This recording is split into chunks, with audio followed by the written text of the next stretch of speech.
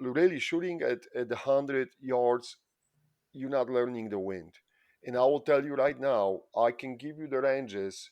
I know some ranges are for banning. I will give you the ranges to the targets, and you going to miss. Like I can almost put my beer on it because the wind will destroy you if you don't have anything about the wind. So I would say get most of what you have. It doesn't have to be 1,000 rounds going down the pipe, but get most of what you have, and you will learn more about that gun, more about that scope, more about what you're seeing in the scope than going through the 1,000 rounds and shooting a paper at 100 yards. You're listening to the Art and War podcast with your hosts, Mitch and Nathan. Mitch is a former airborne infantry squad leader who now spends most of his time coaching soccer. Nathan is a professional illustrator and an avid shooter with a couple of years of Canadian military experience. Together, they run the Seaburn Art page. Enjoy the show. So I really, Rob, I like that buttery accent of yours. Where's that from? Is that like Texas? Is that? I'm from Kentucky. Isn't that obvious? uh, I was born and raised behind the Iron Curtain. I was born in Poland, actually. So Yep. that's why the accent. And I'm not faking. Okay, do not adjust. Do not adjust the speakers. This is how I talk. I can't believe that's something people actually accuse you of.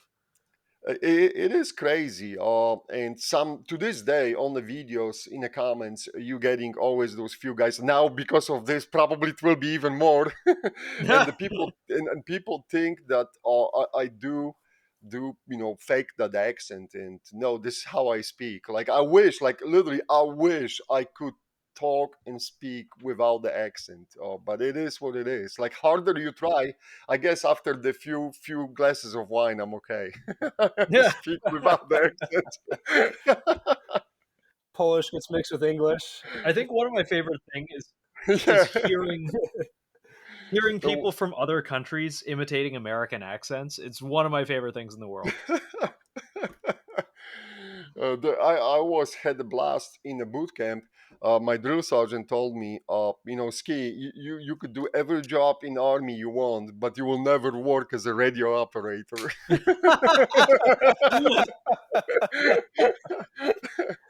don't know. I think it's buttery. I like it. Awesome, thank you. So, Rob, take us start to where you got now. How did you get from Poland to America? through Mexico. No, just joking. I'm a U.S. citizen, obviously. Okay, so it was no problem for me to go to United States. But after the fall of communism in Poland, we're talking about the 1989. Everyone believed like, hey, the shit will get real and will be better now. And I guess at the end it did improve, right? If you will look in the changes in that former Eastern Bloc countries, that their lives improved. But for me, it was always very obvious. Here we celebrated that the communism was defeated, that we beat the Soviets, and that's not the truth. The way I always seen that was the Soviets figured it out. They changed the gray suits they were wearing to Armani suits. They changed their Vogas to Porsches and the Bentleys because if you will look when the system collapsed, who had the money and connections to start doing the businesses? Of course, all the former party members or people connected to them. And shame on the US companies or Western companies because they immediately wanted to have access to those markets. So, who they started doing the businesses with? The former communists, right? So, the rich got richer. And the basic population has always got shafted. So, greed is unbelievable. And don't get me wrong, I'm all for capitalism and everything, but you should have some like a moral guidance, right? Hey, look, these people were not really good. Would you do the business with them? But I guess the dollar is a dollar, and that always wins. So uh, that's pretty much from. And I like people say because we never tried the real communism or real socialism. And dude, like, no, stop. I did travel through the many different socialistic paradise countries, and it was always the same bullshit. Okay, and in Poland we didn't have it was bad but not that bad. Okay, so let me put it in a, like, we were not starving. But then you go to Romania. I remember this was shocking to me, mid 80s, late mid 80s. And I will never forget this. We're driving on a train. There is a wheat field in the middle of nowhere in Romania, right? And there is army dudes guarding the wheat fields. And I'm like, what the fuck is going on? Why are they guarding the wheat fields? You know, why would you do that? And then the people were so hungry, they were stealing wheat, not wheat, you know, because they want to make bread, they want to eat something. So that's just like puts they were that poor that they had to steal a wheat, made from it a bread, and have something to eat. So it's not like, you know, our poor people who have cell phones, Xboxes, and cars, and they think they are poor. Dude, you are not poor. Okay, trust me. So but that was like, you could see how the socialism worked, like. And no matter where you go, I think the best version was in Eastern Germany, but that's only because they were close to the West Germany, and they were pumped up to look a little bit better, you know. And bottom line, speaking about the Berlin and the wall, like, nobody was going from west, nobody was escaping from west to east. No, the people were running away through the minefields, through the automated nests of the machine guns, you know, and taking their kids on their arms and navigating through the death fields basically to escape to the west. So that's all you have to know. Like, I haven't seen people escaping from west to east. So that's how the socialism works. But yeah, I came into US, and later on I joined the army. Zero regrets. and and on that note, I wanna, because it was my, like, honest take. My life was good, is good in the United States, and I saw this as a way to repay back to the society. Call me naive. I mean, as cliche as it sounds, right? So I decided to join, and I did that. That being said, I have now what we know about the Iraq war, right, and all this, like, it turns your gods away. What happened, you know? So uh, that's a side note. So you join the American military and you're in Yes. boot camp. What is everyone's reaction to hearing this funny guy with this funny Uh, accent? People love me. I mean, there is, to this day, like, no shit. I mean, I had all the good friends and the good crew. There are always shedbacks, and the people who got eliminated early on because they did not belong. But I think at the Fort Benning TV to this day, there is a video of me when they were doing the interviews. So I'm there, and you can see the little private, you know. And I had a blast. The Fort Benning was always good to me, and you know, anytime when I was coming back to Fort Benning for the different jobs, the Fort Benning was great. I think I had the really good drill sergeants. The people were good too. As I said, there are always setbacks. Like, if someone is thinking about joining the military today, right? So you're always going to have a setbacks. There's no question about that. But don't dwell on that. It's just look what you want to accomplish, what your goals are, where you want to go with it, and you have to promote yourself. If you will wait for the things to happen, they will never happen. Like, you gotta work for it, especially in the military, right? The people just don't give a shit. It's like they got their own lives, everything moves. So you gotta, like, you wanna go to school, the sniper school. you gotta work for it. You gotta be there. Nobody will be like, "Whoa, you shooting well? Maybe you should go to the sniper school." It's like that's not going to happen, you know. So something to keep in mind, because people got the expectations when they enlist that the shit will happen. No, it will not. You know, like and you may have the best NCOs around you. They still manage the other shit and their own lives. Um, so hey, if you have to take care of yourself first, and don't expect miracles to happen on its own. So, well, we know what you did, but for our listeners, Rob, what exactly did you do in the military? Uh, I was sniper team leader. Well, I was squad designated marksman, sniper team leader. I was a basic infantryman, the sniper section leader as well, and stayed. Once I went to the sniper section, I basically hang my career on the hanger. I dropped the promotions. I didn't go for promotions. I tried to stay in the sniper section because this is what I really love, and this is what I hate about the army too. I think because I seen really good kids going through the different sniper sections, and they were lucky enough to get in as a specialist. You train them, or they work on the self development. They go to school. They finally are certified as a B4 sniper, right? And they chase promotion because now they got to go for that E5 slot, and there's no slots open in the section, so they're going outside the section.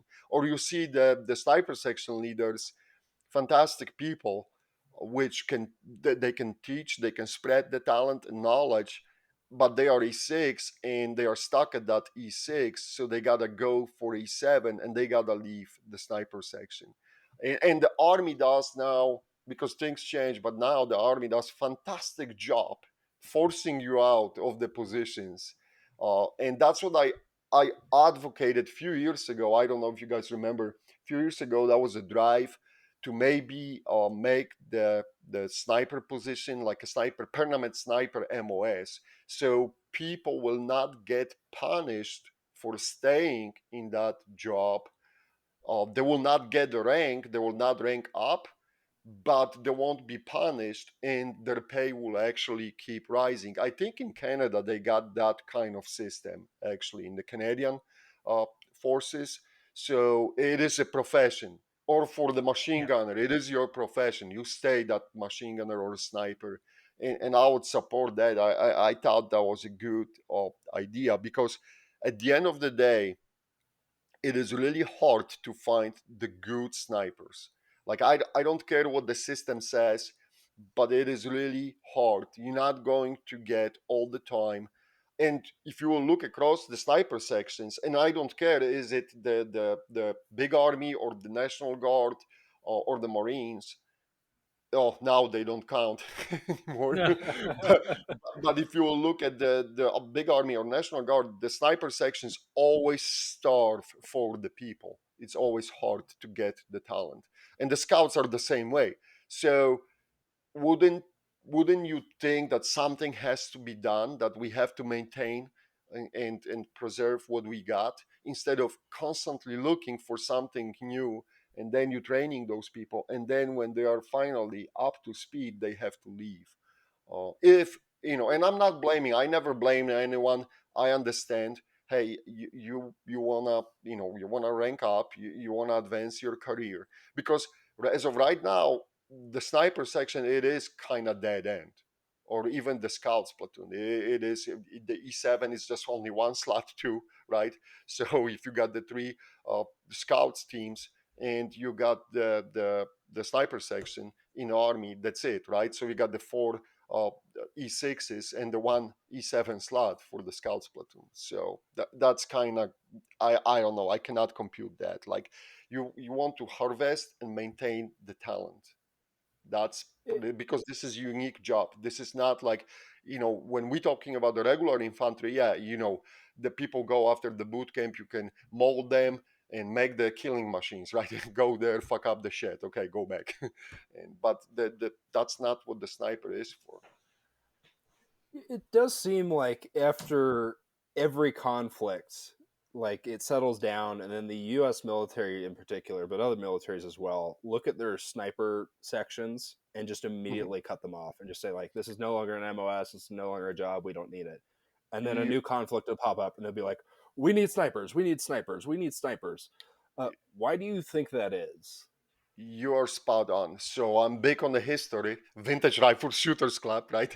Big on the Yes. history. But so after the World War One, if you will look what happened, we had to learn the sniping lessons the hard way.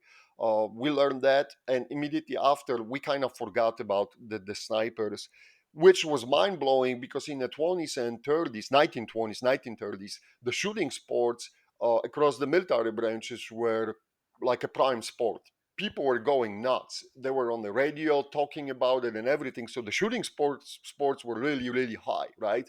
So you would think that there will be a drive to maintain the snipers and the knowledge, but that was not the case. Then the World War II kicks out, and again we learning the lessons. We don't have a really good we have a good rifles, but we don't have a good sniper weapon system. So US military always sucked with the selection of the optic. And that's why, for example, going back to Marines 1903 A1, fantastic rifle paired up with the Unertal 8-power scope, which is like a target shooting scope. And they got sent out to Guatemala, they not Guadalcanal, to Guadalcanal, and it turns out this scope is not performing up to expectations because it was not made for that kind of duty. Later on, the perception changed when the ground opened up and we moved out a little bit away from the jungle.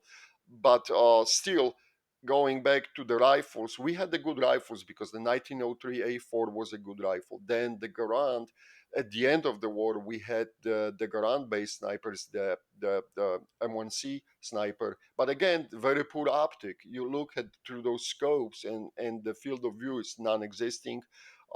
And there are only like 2.2 power.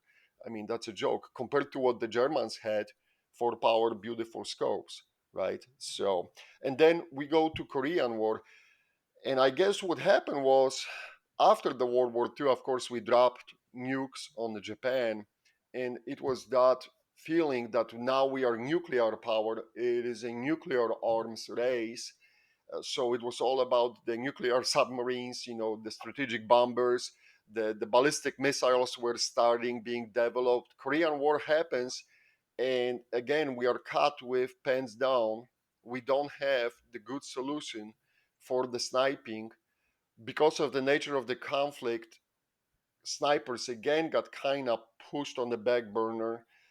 At that time, we used whatever we could. So we had 1903 A4s, we had some 1903 A1s with the Unertal was still in place in Korea, and the Garands M1D, which replaced the M1C again with the piece of shit scope. And so Korean War again, it was a patch, band-aid solution, whatever they could do. Korean War was extinguished, stopped, and U.S. military basically put the snipers back behind the glass again. The program was almost completely shut down, right, for both Marines and the Army. And again, the military industrial complex was focused on strategic bombers, then the missiles for real were taking off, and that nuclear superpower uh, idea was the main goal. So everyone, was like, even if you look at the infantry, it's like, well, why we need the infantryman? Like this is all obsolete. And the Vietnam War happens, and the panic, right? Because the Viet Cong starts taking the shots at us, and they were running their snipers. They were not maybe very well trained, but they were doing some damage. And quickly people realized with when the boots hit the ground at the full speed, even on the advisors level, very early stages of Vietnam War, it was very quickly discovered that, oh my gosh, you can use snipers. And we were scrambling to get the snipers, and we end up with strange combinations of the rifles. Again, you got the 1903 A4 moved out from the storage. Winchester M70 with the universal scope from World War II era, which is mind blowing. Press to service, some guns, but also because of the rise of 7.62 by 51 or 308, we had the M14s, right? So the people tried to put scopes on the M14, and the army, I think, ran a fantastic program with XM21 rifle, which per today's standards, I think at that time was kind of mind blowing because you got, of course, semi-auto rifle, but the Redfield scope was put on the like analog ballistic calculator, so you could range the target by adjusting the objective of the scope, and there was a cam connected to it. So when you range the target correctly, it was adjusting the elevation of the scope at the same time. So it was like a kestrel on analog in analog mode. So that was mind blowing at that time, I think. But if you will look across the pond, what the Soviets were doing. So Soviets in the 60s, the beginning of the 60s, they roll out the SVD, and the SVD with the PSO scope. I mean, at that time, that was jaw dropping. You had the basically a mill based reticle for the windage, and you had the ballistic cam on the turrets for the distances. So, and the scope was with illuminated reticle later, like in later edition, but it was there. So they were like way ahead of us with what was happening. So, but going back through all these conflicts, I'm not going to bore you through the, to the end of the 2023. No, no, no. God, please. I'm learning so much. I love this. Well, and it's fascinating because I was gonna say the Soviets since the 40s had figured this out, and they copied the Germans because the Germans were using the Gewehr 41, 42, and I think 43. Someone correct me on that. But they threw that four times optic on it, and while it would modern day we would consider that the designated marksman, they were functionally in a sniper capacity, and then the Soviets copied that with the SVT, and then rolling into the Cold War pulled off the SVD, and it seems like America was just constantly playing catch up. Like the SVD was this um, holy weapon that no one knew anything about. All they knew was a semi-automatic sniper that was just doing untold of damage. I think what was happening, if you want to go back that much in history, uh, this is jaw dropping, but in the 1930s, Germans were cooperating with Soviets because the Nazis were trying to avoid the sanctions from the Western powers after the World War One.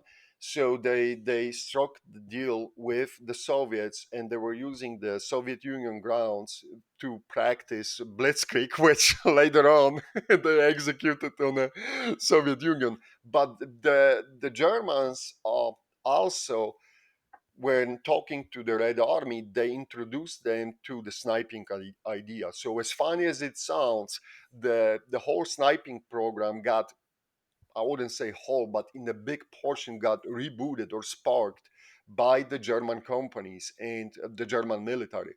And then it went full circle, right? Because the Soviets, they embraced the ball to their credit, and they ran with it, and they never stopped.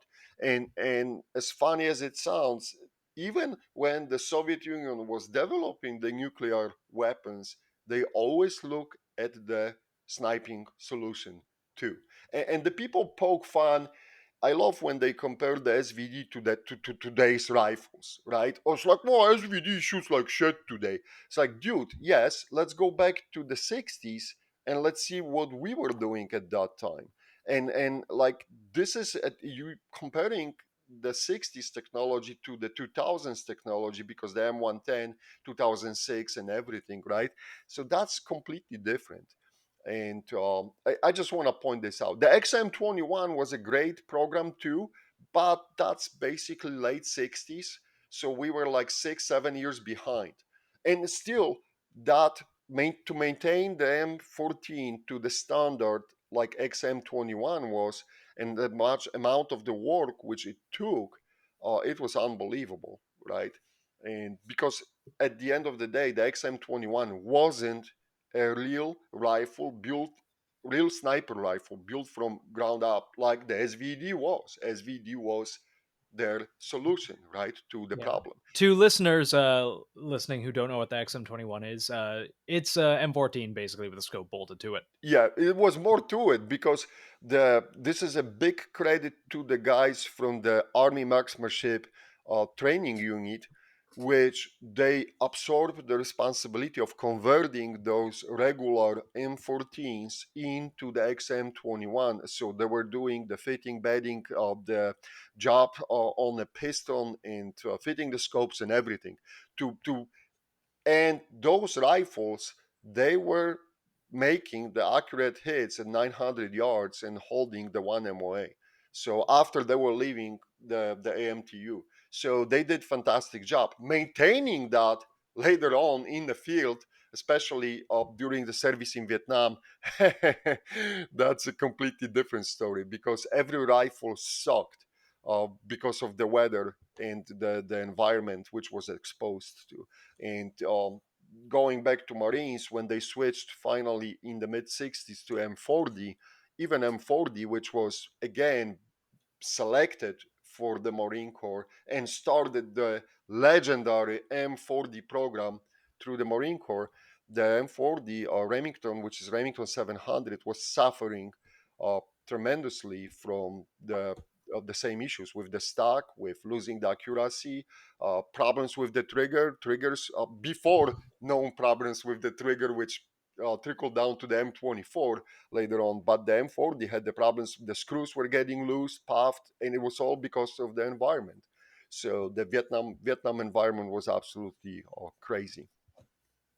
It seems like America in particular keeps going through these cycles of, you look at Vietnam and a little Hmm. before that, they're taking military produced weapons that they specifically asked the military industrial complex to make for them, to Hmm. now they realize that some of these just aren't working, particularly with the sniper systems. And then it seems like for quite a few decades, they take these sniper systems and they just take commercial off the shelf solutions and just kind of modify them. What Yes. is your thoughts on that? And could you take us through some of that history?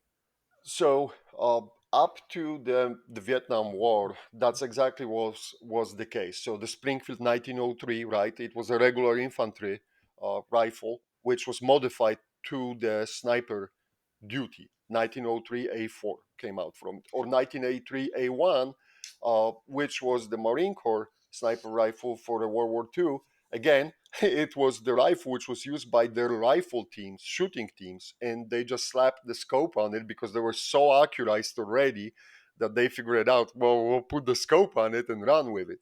But going back, so that all lasted till the Vietnam War.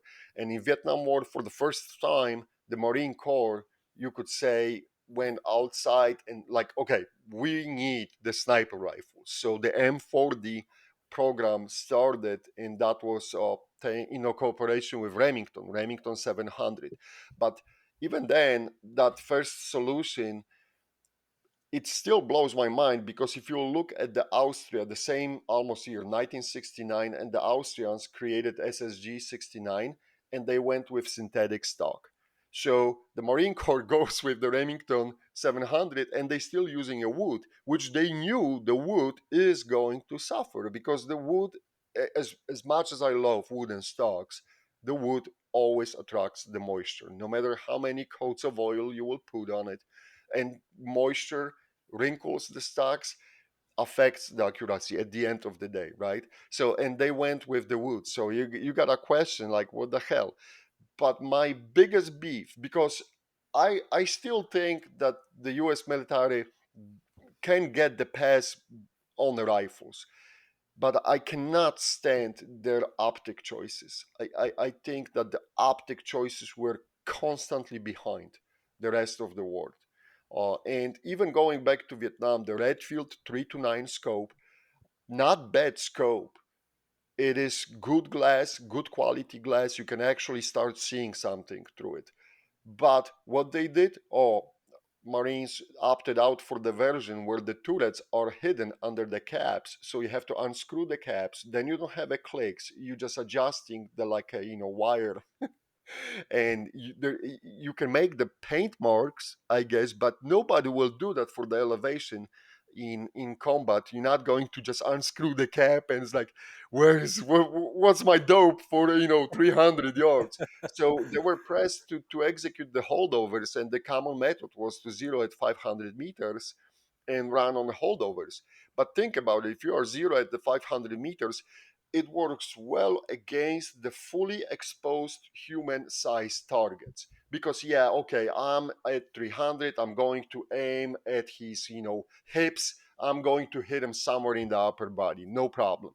He is at 600, so I'm going to keep slightly above his head, the bullet will land somewhere over his body. But what happens in situations where the people start fighting with each other, very rarely you see people just walking and with the big sign on their chest, shoot me. Right, you got the partially exposed targets.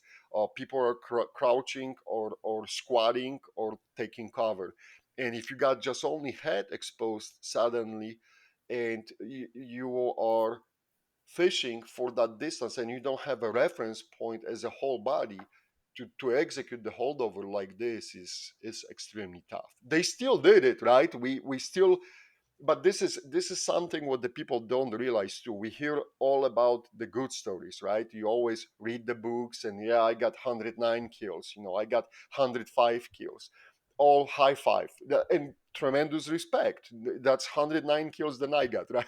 But that's all good. But nobody is honest enough to say, you know what, I shot at that dude at 450, he was a mover and I missed.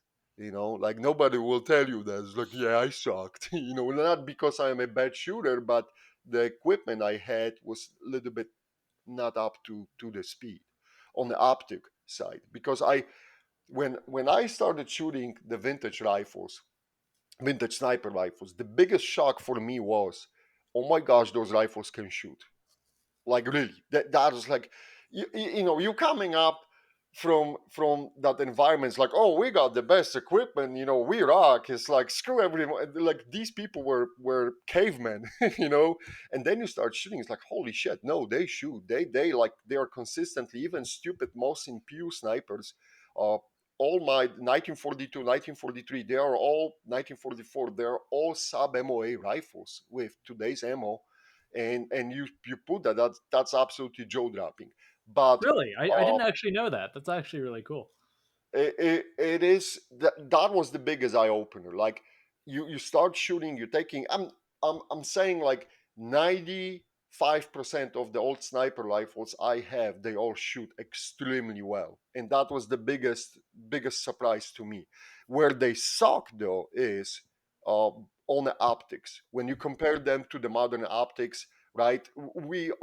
This is like we are flying the Star Trek ship, and they were like driving that Amish buggy on the road. But they still, hey, look, people still got dropped, people still got killed, right?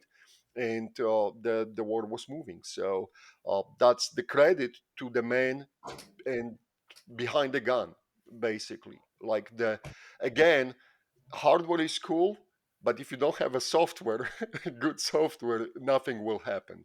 And Simo Haya, wow, I forgot about this guy. So from Finland, winter war against the Soviets, he never used the scope. He was shooting with the iron sights. And granted, most of his kills was, I can guarantee you, it was within the 300 meters or 330 yards. But still, I mean, he accumulated a healthy number of dead bodies just using the iron sights. So rifles could shoot. That's the bottom line. But to segue to the US military, we always had the problem pairing up the rifles with the good optic. And I talk too much, so I would just. I'm enjoying it.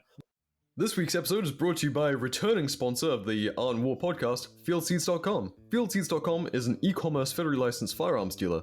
They provide virtual reviews on brand new firearms, optics, and gear, where at the end of the review, you are automatically entered with purchase of a review to win the item being reviewed. Currently, they've got reviews up from $20 for a brand new Smith & Wesson M&P Shield 2.0 to $60 for a brand new Trijicon ACOG with an RMR on it. Each review has limited seating, Yeah. So your chances of winning the giveaway are that much higher. I have to lean into it. I have to. It's a pun. God.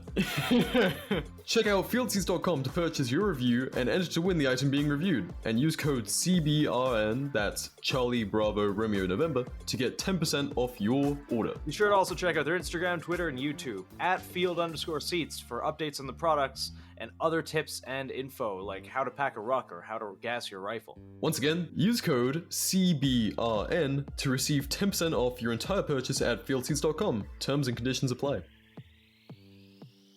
How's it going, lads and ladies? BR and Nathan here to take a quick break to tell you about our Patreon. Not only do we want to continue improving the quality of what we can do here on Art and War, but we want to push what we do all over at Seaburn Art, from the guides to pursuing video content and keeping us warm during another winter of illness and death, and the Patreon helps us get after it. But what's in it for you? Our Patreon subscribers enjoy 5 different tiers of exclusive perks, ranging from all the content we'd post on a pre-Zuckerberg Instagram, downloadable high-resolution guides, targets such as Redcoat Skinwalkers, John Harvey Kellogg, seasonal targets, and more. Behind-the-scenes info like my personal art, introducing all new exclusive mini-podcast episodes, and at our highest tier, get monthly art commissions created by yours truly. You can find our Patreon via the link in this episode's description, at patreon.com/SeaburnArt, or in the Seaburn Art page's bio on Instagram. Thanks for listening. Now let's get back to the show. And when you say in a more modern context, so speaking like 80s to today, what does that poor optic choice look like, and why are they not the correct choice for the jobs that are at hand? Okay, so right after the Vietnam War, what happened was, and I will cover both Marines and the Army.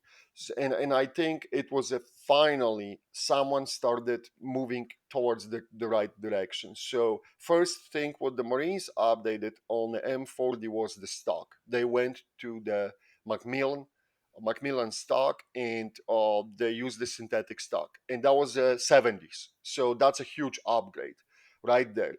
And immediately they started working on a solution for the scope because that Redfield 329 was just not cutting it, right?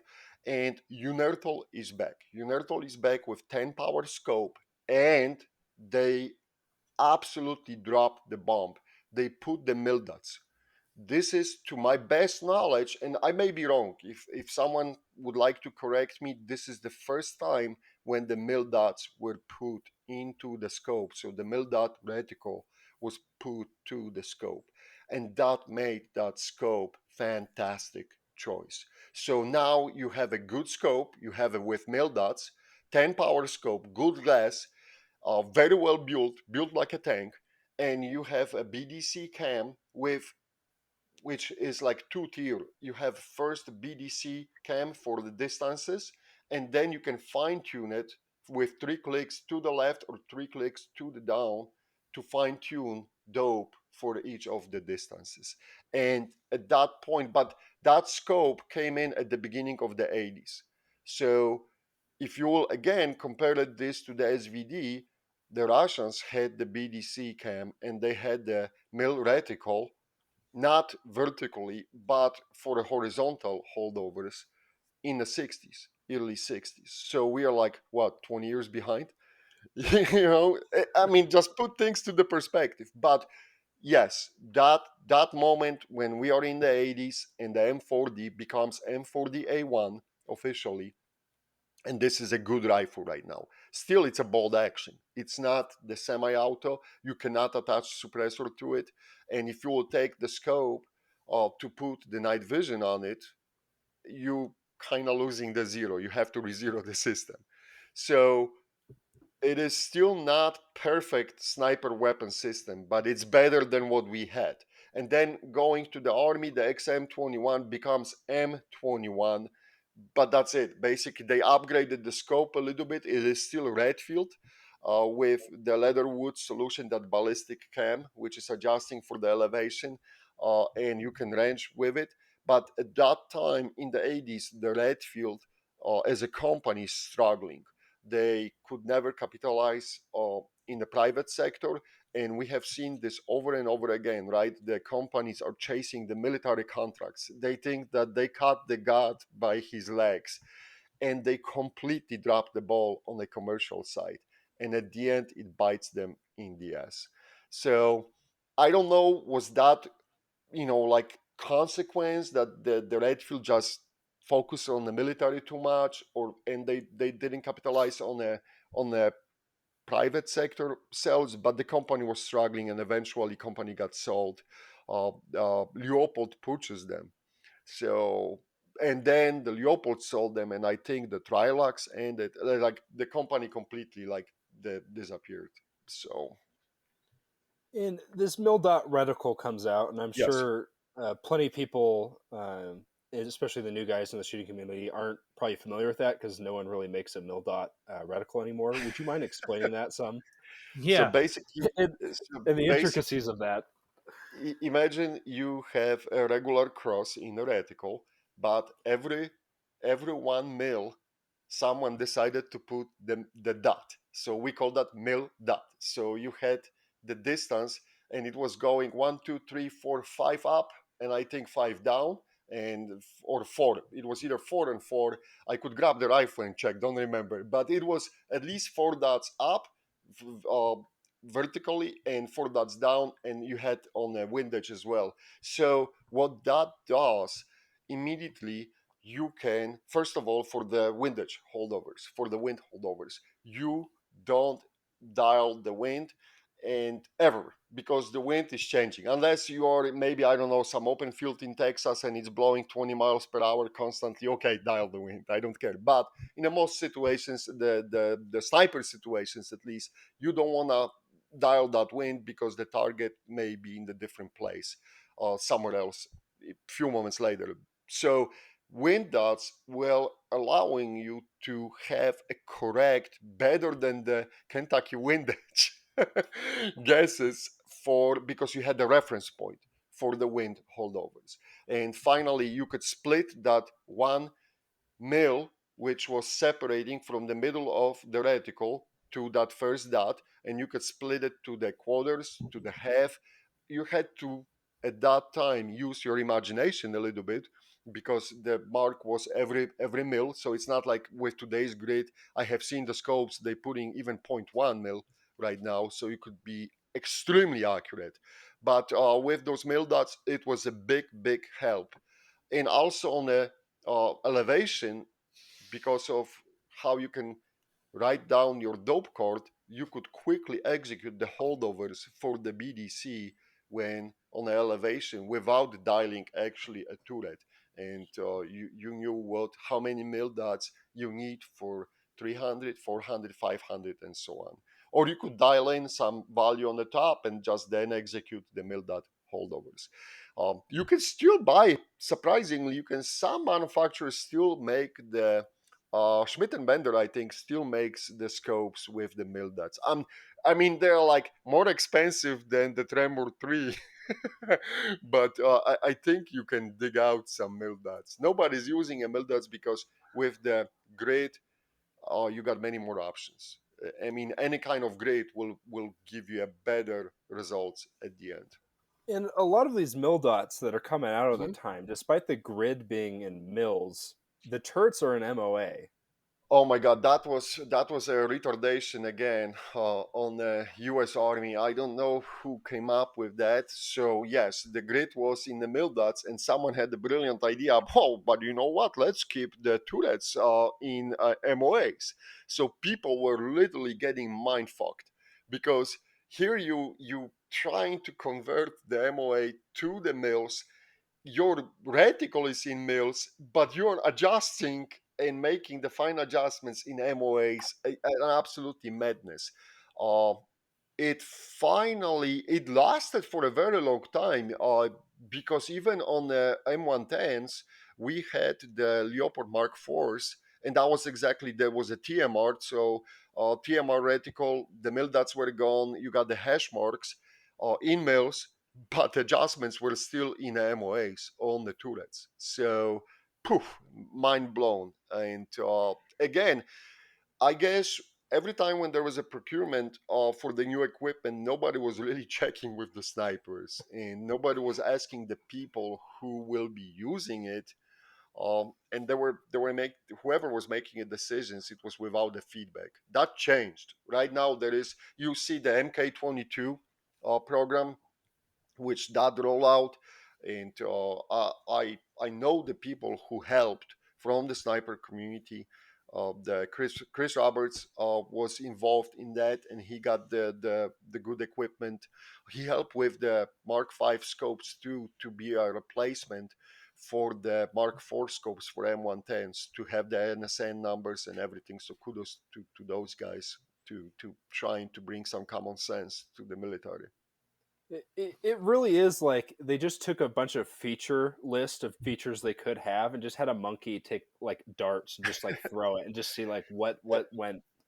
At that point, I would say that the Marines had a little bit better handle on the program, so they started going back to the 80s again. So they had the M40A1, and later on, going to the 90s, they updated to the M40A3, so better stock, better Macmillan stock with adjustable cheek riser, and they changed the scope. At that time, Unertal was going away, so they changed the scope to the Schmidt and Bender.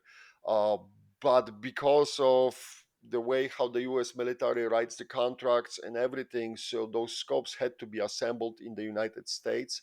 So they were contracted out to, I think it was a company named Premier, and they were responsible for assembling those scopes. And the very first examples which were coming out of the Schmidt and Bender put it together in US, they were not really good. So that the complaints were there, but that was fixed later on. And to Maureen's credit, they had the mill adjustments on the turrets. So those Schmidt and Bender scopes are fantastic. I mean, if even if you go for those PMII or PM2, whatever, how you're going to read the symbols, but they are fantastic scopes, and the glass quality was absolutely amazing. The turrets to this day, I got numerous of those scopes, and they are solid, rock solid clicks and everything. When after the death of the M21 program in the late 80s, 1988, M24 came out, we settled down for basically Leopold Army. By we, I said Army. We settled down for the Leopold scope, and it was a yearly. I think at that time was Mark III, but that quickly changed to Mark IV. And again, I got those scopes, and the scopes are mushy. By mushy, like, what happens, you move, there is a click, but then you got that play on the scope. So the quality of those scopes were no near close to what the Schmidt and Bender was putting at that time. But even with the M24 system, like it's just this Hmm. army mess again. It's like we're gonna go with a long action caliber. We're thinking like, oh, maybe 30-06 or something like that, Yes. or like 300 Win Mag, and then they're like, well, we can't get any of it, so instead of like having the ammo manufacturers make it, we're just gonna make a long action, which is, for those of you guys who don't know, long action would be something like 300 Win Mag, 30-06. Those larger calibers, Yeah. even the smaller Magnum calibers, versus a short action, which is like 308 or 65 Creedmoor. So they basically have this bolt that runs super far back for just a 308 cartridge. I think the idea was from the beginning to go with 300 Winchester Magnum, because that caliber existed already, right? And the Army knew, if you will look at the 308, 7.62 by 51 NATO or 308 Winchester in the US, small differences, but if you will look at the 308, right? If you will look at that round, people quickly realized that past 800 meters or 880 yards, that cartridge starts running out of the fuel, right? So you start running to some issues. And yes, we can master right now the transonic and everything, all cool. But you shooting rainbows, like just look. Even I shoot almost daily at 700 yards, right? And you can watch in our videos the traces on the 308.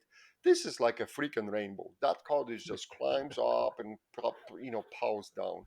Versus when you shoot the faster rounds, modern rounds today. But even 300 Winchester Magnum, just look How, and this is not about the hitting the target, because I can almost hear the guys in the comments, well, I can hit with 308, 1200 yards with all day long. Yeah, when you're on a flat range, you know the wind, you know the distance.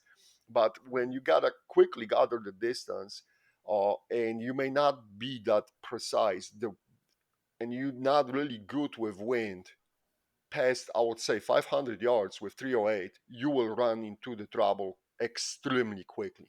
The margin of forgiveness is shrinking. It's like a bullet train coming, and that margin of forgiveness is running away.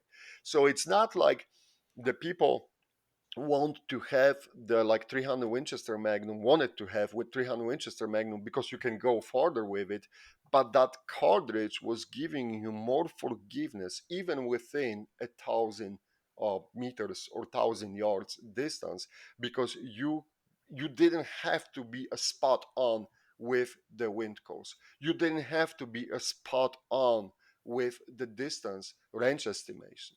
So idea was from the beginning, hey, let's have this door open for the future. And if you look at the M2010, a lot of receivers from the M24 were reused to convert to the M2010, which was 300 Winchester Magnum. But that's, we talking about the basically 2010s on the army side, where the SOCOM with the Mark 13, they jumped on the Winchester 300 Winchester Magnum much sooner than that. So they knew right away what they want.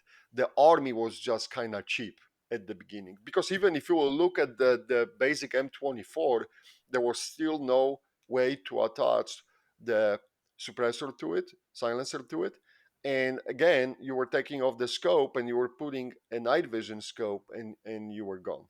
Okay, so then later versions they evolved, right? You had the attachments, you had that long rail up front, you could put the now, and the night vision evolved too, to that credit. So we we have come a long way, boy, to what the people had on the M24. But uh that's the only thing what I can say about the selection of that long action. So I can kind of see justification. It is a shame though that it didn't happen right away, or it is a shame that the army waited so long through the whole 90s and good portion of 2000s till the M2010 happened. And hardware was there, the solution was there. Is just I don't know. Again, it's like talking to the autistic kid when you look at those sniper programs, and you wonder like what the hell happened, you know? Yeah, and it seems like there's such a difference. I know there has been some issues with this new Mark 22 program, but generally speaking, Hmm. where they just said from the start, like, we're going to take something completely new and we're going to make it work, or at least do our best to, versus like this constant like tripping over yourself throughout, from the 40s to today, just trying to figure out something that actually works. I had to look it up. I didn't really know much about the Mark 22 program at all. The Mark 22 program just, well, you could say it's still rolling out. The equipment is still trickling to the sniper sections, and it is a fantastic rifle. There are some troubles and problems, but that's expected to happen, and that will be quickly dealt with, and it will be ironed out. And I think that the Barrett will clean up the act and get the shit together. So, but that's expected. Every time when you got the new something new and it actually goes to the field with the boys, they will find something wrong with it, right? Uh, Yeah. but the one thing which blows my mind, I cannot understand looking at the US military. You got basically two branches, the Army and the Marines, and why we had all these different rifles, why there was never a joint program, combine the resources and streamline the process and have a one rifle which could serve in both services until basically today, where the Mark 22 is being rolled out, but now the Marines are killing the snipers. So, and Yeah, that's just funny too. But I don't understand. Like, this is that pride of the separate branches generals who don't want to think in the same category. Like, if you look at all the steps what the Marines went with the M40 program, it's mind blowing, right? And they finally, at the end of the M40, they switched to the 300 Winchester Magnum, but it took them long time too. I mean, the switch to the 300 Winchester Mag was, my goodness, maybe 6 7 years ago, if I'm correct. So it took them longer than army. So, and they were piggyback riding those receivers, which there were some cases where the receivers started their life in Vietnam, and they were just rebarreling them, upgrading and moving, and there was the same receiver from Vietnam War. I mean, it's just mind blowing. But why there was no combined sit down and work out the spec? This is what we need. This is the rifle. This is the optic, and let's find the best solution. It's beyond me. Again, it goes back to the budget. I understand this, how the budget works, and everyone basically gathers as much money as they can, each branch for themselves. And the Marines, there's always a complicated problem because they are under the Navy Department. A lot of Marines got upset right now from what I said, but look what it says on your check, right? Department of the Navy. So it is what it is. But I strongly believe that that's the problem too. Instead of it, the Marines would have just their completely own budget, and maybe that the history will be different, but it is what it is. But you're not just our sniper guy, are you? You're also our AK guy. yes. Yes, yes. I the AKs, my love with AKs, I always like the underdog. And for some reason, the and that perception changed. To that credit, the perception of the AK in the United States changed tremendously. And I think AKs are fantastic rifles. um, that being said, I love ARs too. Like, I love all firearms. I don't understand why the people are, oh, I'm AR guy, I'm never going to touch anything else. Like, no, dude, like, open your It's horizons. Like, it's so and silly, and especially, mhm, yeah. It's so silly. es- I hate that so much. It's like you have to like, if you like Sig, you can't like Glock. If you like an AR, you can't like an AK. It's those weird false dichotomies that make no sense. Or like you get someone who doesn't understand low contrast language. And Rob, I see this with you all the time, and it happens to all three of us, to be quite honest. Where it's like, Yeah. I like the, I don't know, Daniel Defense or mhm. the Zastava, and they'd be like, "Well, you don't like BCM?" It's like, what? Yeah. Just I liked this. Where'd you get that from? Uh, it's that fanboyism is what is going to kill the gun community. I swear to God. And my take on the AKs was, it was always kind of underdog, and I started. My goal with the AK Operators Union was to show what those rifles can do, bring them more to the public. That's like I started doing the series of, like, the basic AK 101, like, hey, this is how you take it apart, this is how you do the maintenance and shit like this. Unfortunately, the YouTube did a fantastic job taking a lot of those videos down, so that's the different story. But that was the main idea. And also, when the uh, U.S. government did a fantastic job of, that's of course sarcasm, a fantastic job trimming down the imports, trickling down to United States. Then the domestic manufacturers started recognizing, hey, let's start making some AKs here. So we kind of, the idea was to kind of navigate and take those AKs and see what they can do, put the large count of rounds through those new AKs, fish out the problems, and try to work with the people who making them, to so they can improve. Because at the end of the day, I always tell people, look, it was proven over and over again, no matter what administration we have, that they can shut down the imports with the stroke of the pen overnight. And it was the Democrats did that and the Republicans did that. So we need those domestic manufacturers. Unless you want to have only that collectible status, we need those domestic manufacturers to produce those AKs. And I remember years ago watching some of your videos, and I wasn't into AKs at Hmm. any point at that time. But for so long, I hadn't seen anyone actually use the gear. They do like 200 rounds, but I see you, and you're shooting 5 to 15, even 20,000 rounds through these things. You're beating the crap out of them, and you're just trying to see like how you could break them. And I guess that some people might criticize your scientific process to it, but you were applying them in situations that 99.9% of people weren't doing, and just trying to see where the failure points were. Because, there was that um, kind of misinformation where it was like all AKs are reliable or all AKs are Hmm. unreliable. And you really kind of started to sort through that and just said, screw it, I'll do it myself. How did you start doing that? And what incentivized you to begin that Oh my, process? oh, oh my gosh, you're going to laugh actually, but it's the whole idea with the YouTube, right? The YouTube channel started. I was going where we were going. We were going to like 3 weeks in the field, and it was some shithole in Minnesota, close to Canadian border, and I purchased gloves. I no really like man, they had the fucking mosquito size of the eagles That flying sounds there. like here. That's I remember that like today. But anyhow, I purchased gloves from Larry Vickers. I watched one of the Larry and I'm not taking on the Larry Vickers. Look, shit happens, right?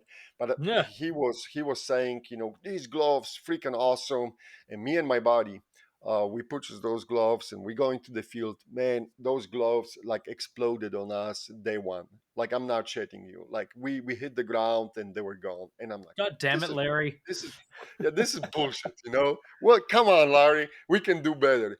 And that was like back. Like I'm not bullshitting you. That was the whole idea behind the YouTube channel. Like if I'm going to do I'm going to do some crazy shit to the gear to show what this gear can do, because I don't want to be that private who spends the money and the shit is just not worth it, at the end of the day. Especially like a lot of lower enlisted is watching those videos, and they do take uh, advices from the influencers, whatever you want to call them, right? And you know how it is when you are in that E1 to E3 E4, you're not making a lot of money. It No, is not at it all. is budget is tight. So that was the whole idea. Okay, and then like I because of the AKs and everything, I always had a fetish to the AKs, and that was put it in as a main driver too, and try to show what those rifles can do. And the political situation, as I said, was developing too. The import restrictions were happening, so these new domestic manufacturers for the gear and for the rifles were coming in. So that's how it all started. But the whole thing, like as laughable as it is, as cliche it is, it was because of the stupid gloves, which me and my buddy we purchased, and it was a complete bust. And like I'm not taking on a lot of Vickers. He's a great guy, and I mean, this is nothing against Larry, so don't take this that I'm kicking someone in the nuts. The last thing I need is the war on the internet. Rob Yeah. Rob said that the Larry screw him over on the gloves. So Rob said he hates Larry Vickers. Please tell everyone you know. So you start the YouTube channel because you hate your gloves, but what starts you to start spending all this money on ammo and reviewing guns? That's a huge capital investment. all right. So that was the whole, as I said, the whole political situation was driving a little bit the content too, right? Because of the restrictions which were happening. And um, at first I thought we're just going to talk about the Saigas, what you can do with the AKs, arsenals, and the life will be good. That was not the case. So, but that opened it. That opened it another avenue, because all these manufacturers started pumping up the AKs, and there was a huge demand from the public too. Hey, Rob, could you check this rifle out? So we were checking the rifle out, and the first started as a like like almost mindless beating, right? Let's beat the shit out of this rifle. There was no scientific method whatsoever, man. Like just jump it to the creek, drag it behind the car, whatever it was. The way I'm looking at it is like we were retarded at the beginning. But I just I just but imagine a bunch of apes with an AK and a bunch of hammers just it, trying Yeah. it was literally if you will take the infantryman and give him, like the toys to play with, just go fuck the shit up, privates, okay? And at that time I was with Paul because we were living close to each other, and he was helping big time, and we did that, right? So that was the idea. That's how it started. But I quickly realized that the whole point is we want to see what, because most of the, believe it or not, most of the firearms can take that kind of abuse. Like if you would drop it, throw it, like, yeah, maybe they will crack or whatever, but like they will take that abuse. But what really was meat behind the scenes was when we started putting the rounds count, and you start watching the internal guards, the bolt, the locking lugs, how everything is wearing out. This is where the money was, and that's like I realize there's no feedback like this. There's no high round feedback uh, for any kind of firearm. Now I seen the Lucas Botkin posting the video when he started this with Aero, like a month ago or so. So going back to we quickly realized that the high round count is what matters, because this is what shows you how the rifle ages in the components inside, Yeah. and this is what matters, okay? So at that time there was nothing like that. Nobody was putting a large amount of the rounds. All you see that the guys were taking, doing the few mag dumps, shooting on the paper. Okay, this is your review. So we started doing those long-term Yeah. reviews, or high count reviews to basically show how the guns are looking like for the gun. And not until recently that still didn't take off with the YouTubers. I would say the Lucas Botkin, he started doing this on the Aero, the 308 Aero rifle. I seen he started the series, and uh, and he was much more like, he had a spreadsheet what kind of drills he's running and everything. So to his credit, right? Where I was just like literally loading the mags and trying to expand them, uh, but monitoring the temperature, because this is what the people don't understand. Like I can kill any rifle within 1,000 rounds, because you can completely cook the barrel if you not watch the temperature. So we watch the temperature. I want to cross the 500 Fahrenheit. We stop, pause, let the rifle cool off, and just keep shooting. So it's not like a meltdowns, because the Iraqi vet had those famous meltdown videos. They were Yeah. slaughtering the rifle Just to shooting the till they failure. died. Yeah, but that's like, it's beautiful entertainment, but it brings no value to me, because like, well, okay, well, I'm not going to just keep jamming a few thousand rounds through the gun. That, I mean, that's just crazy. But it's a beautiful entertainment. I will give him kudos for that. But the idea was Yeah. to provide that feedback on a semi-automatic regular use, more or less. Is it scientific? No, because we are doing this outdoors, so temperatures are changing and everything, right? So every episode you got different humidity, so someone can say, whoa, but when you were testing this rifle, the temperature was 69 degrees. You testing that one rifle, it's 71. How could you? But hey, it's not this is not the peer review scientific document, but it gives you the idea. Hey, look, the guy put 5K through the rifle, and this what's happening. This is how rifle looks. So most, and let's be brutally honest, a lot of people will never shoot 5,000 rounds. Yeah. They go, they spend 100 rounds a month or something. So If it that. is, if that. what what Yeah. is what was good to it, the manufacturers started paying attention, and they kind of got scared, so they started paying a little bit better attention and doing a self control, and at least putting some amount of the rounds through those rifles before they were going through the production or during the production on the test samples. Because before it was literally people just slap the rifle together, they shot it, it's functioning, okay, good, good, let's go, right? Yeah. So that kind of improved too. I And you got some it's heat for calling people out, didn't you? absolutely it was nasty. It was so funny because when I reviewed the company XYZ, domestic producer, and then the people were accusing me that I'm Russian bot, that I'm Oh my destroying the god. American companies. What the Then fuck? if no, like literally, man, this was like I had the people were going after my family, and like it was bad, okay. Yeah. But then on the opposite side, when the rifle was doing good from the domestic manufacturer, there was a group of the people who love the imports, and they were immediately telling me that I am a sellout shill and I'm shilling for the company XYZ. And That's I'll wild. tell you guys, I never ever took the money from any company, never ever. Yeah. And that's never, nobody paid me. I never charged for the reviews. It was all done on our own pocket schedule. There was no pressure, no nobody. The people from the companies, when they reached out, they do reach out. Numerous companies, they always rather were looking for the feedback, and they want to hear, hey, what we can change.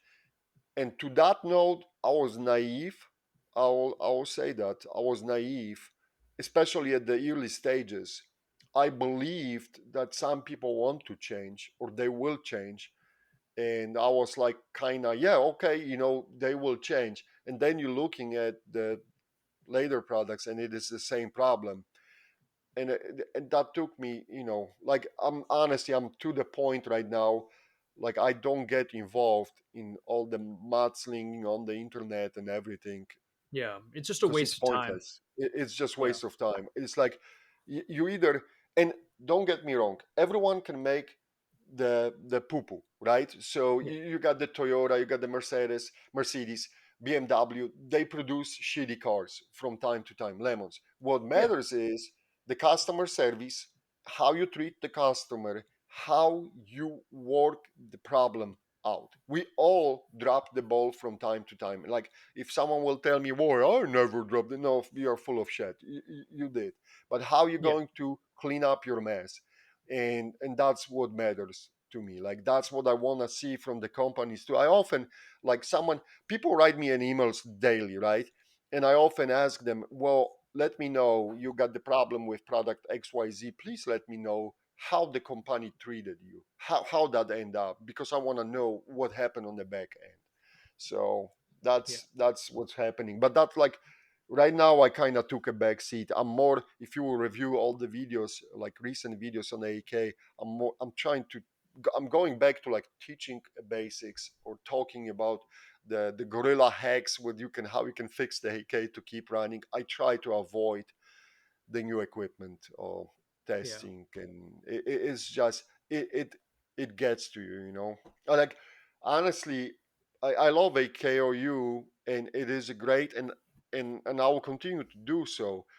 But I have much more joy working with the Vintage Rifle Shooters Club and talking about those rifles. You know why? Because nobody will jump on me about the Springfield from World War II, and try to tell me, well, you hate America. It's like, no, this is already the hardware which was, and there's no that fanboyism attached. There is It's different fanboyism, but not like, for some reason, the new firearms, the people are extremely split and divided, and they cannot have a, I don't want anyone to say, oh, Rob, you're cool, but like, let's have a discussion. We disagree on this, but let's work it out why we disagree. Let's try to find a solution what we can achieve here. And that's kind yeah. of not present. It's I really, and you mentioned earlier today, like, this is the worst part of gun culture, and I fucking agree. I feel like people, and I think there's a positive correlation between the less someone shoots, the more useless and vocal their opinion is. Yes. Yeah. That's I can see amazing, but Reaper yes. just like Yeah. pumping his fists. Yeah, it's you can always tell if someone speaks in like absolutes, absolutes, absolutes. It's like, and then the next thing is like, oh yeah, I should probably have a range day. I haven't shot in like 2 years, and you can tell it's like someone who builds their entire personality around an inanimate object. And I Well, saw exactly what you were talking about the other day. A guy that I like, a designer, kind of small time. His username is Chairman Juan. He went to the range and he found that he could, and he was with someone else, and they both managed to replicate it. They took P320s and they managed to bend the extractor, doing a really Mhm. specific thing, like reloading an extended magazine while holding the mag release down, I think.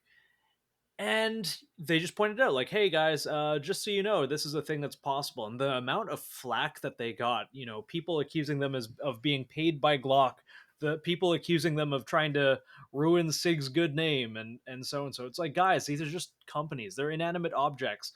Some companies put out bad things, some design aspects fall through QC and they reach the general public, and that sucks. But you're attacking someone who figured it out and is simply talking about it. it, backing up a little bit, like I see this on the forums, anything from AR15.com to Sniper's Hide and stuff like that. AKOU, I see it, but Robbie did a pretty good job getting in there, and those guys are pretty good. But you see a lot of guys who comment and like the Siths only deal in absolutes, like things that are just like this round sucks, and it's like, well, for what application? Or Yeah, I tested this round or this gun and it shot fine for 200 rounds. It's like, well, that doesn't tell me anything. Or I yeah, shot it. The worst I see all the time, right? If I'm looking to maybe dip my toes in trying a new round or something like that, they'll be like, well, I shot it to 300 meters and it was accurate. I'm like, that's 300 meters. that doesn't help me. Like, you barely have to account for gravity. You can just point and shoot. Like, tell me what it Yeah, does at a Yep. thousand. Like, that's what I want to know. And like, it's seeing like the stuff that Rob you do, where it's like, I'm actually going to test it and see what it does, and put the rounds down. I just pertaining to like the forums, like I hate that. Like, put your stuff to use and use it, and then like yeah, give me context into how you used it, and don't talk in absolutes. I used my gun for 100 rounds. It's great. yeah, It doesn't tell me I, anything. I and I guess the rounds count. Like when we going to the precision shooting, going back to precision shooting, right? You don't need a lot of rounds count to see too what the rifle can do for you. But like, don't just be on the belly all day long. Just try to move with that rifle. I would say, especially on the precision side shooting, it's expensive, right? So we know that each shot is rather expensive. So you don't need a lot of rounds down the range, but even when you got the limited resources, make sure it's not all spent in punching paper at 100 yards. Because yeah, I think this is the biggest tragedy, right? The people, and I know, like you said about the sniper's height or some other forums, like people are obsessed with that 100 yards range. And I get it, not everyone's got the access even to 300, but really shooting at the 100 yards, you're not learning the wind. And I will tell you right now, I can give you the ranges. I know some ranges are for banning. I will give you the ranges to the targets, and you're going to miss. Like, I can almost put my beer on it, because the wind will destroy you if you don't have anything about the wind. So I would say, get most of what you have. It doesn't have to be 1,000 rounds going down the pipe, but get most of what you have, and you will learn more about that gun, more about that scope, more about what you're seeing in the scope, than going through the 1,000 rounds and shooting a paper at 100 yards. It goes back to the regular rifles too, or carbines, right? When the people are obsessed with those 7 yard line drills, and doing all these crazy stuff. High five that you can do that. and your motor skills are improving, but I can put the monkey behind that gun, and the monkey will improve at the end of the day when it will be doing the same shit over and over. What is the value in it? Like literally in the real world, if people always say, well, we do this because if, let's say, just the system will collapse and we will be in that apocalyptic world, I'm going to run and kick doors and, smoke dudes. Like, dude, you're going to die in the first 15 minutes because Yeah, you're there going to will be be a some, really cool loot drop. yeah, there will be some kid in the closet who will be more dedicated than you are and will fucking whack you with the shotgun. And that's how it's going to end up. The people, and maybe this is a segue too, like when speaking about the training and preparations for worst case scenario, right? Uh, you have to remember we cannot do that from the military point of view because the military has either army, marines, right, special forces, whatever. There is a tremendous supply behind them to keep them going that way and keep those gears turning forward. You, as a civilian, if it will go back to the situation like the system falls apart, you have to be almost self sustainable. And if you will just keep running and gunning and expanding your resources, even if you will manage to survive those numerous gunfights you want to put yourself in, you're going to die from starvation. Yeah, And sooner or later, like, this is just stupid. We cannot think that way. This goes me back to people like ask about the training and classes from the US military and everything.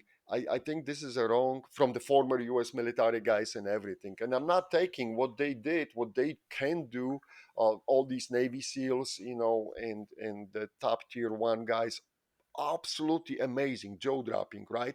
But you know what? I'm more interested. I want to talk to that motherfucker Taliban guy and tell me, how yeah, did you manage Yeah. to survive 20 years, really hiding from drones, numerous raids? You managed to work with the people to they were supplying you with the food. How did you freaking do that? I And wa- have been thinking about that for a while. How to get um, a former Taliban fighter onto the show, or even a mhm. Terp, anything. If we could get a fighter and a Terp on at the same time, I think that'd be great. But Well, it'd be interesting. tying Yeah, into that, I see a lot of guys, and I advocate 110% having all the cool guy gear, like the time and a Mhm. place, by all means. But I can't go walking down my street in a plate carrier with a rifle. So, like, not with that attitude. adding context and, like, I guess so. But, thinking within the context of, like, here are things the military does. Here are the things I like about that I can apply, right? Planning process, etc. And then looking within the context of what you have and saying, if I had to do X or if X happened, how would I do it? And not just saying the military did it this way, so I'm going to do it, but like looking back, and it comes back to, like, as you said, like those lean logistics, and you got to be accountable for your rounds. You can't just be mag dumping. I, I'm all for having machine guns, but by all means, like that's a lot of ammo, and 1,000 rounds, like that's easy to go through in those platforms versus Yeah, Absolutely. having a precision AR-15 or a sniper platform. Like you could do a lot with that and not use very much ammo at all. yeah, a lot of good things for the world. Frying brains. Yep.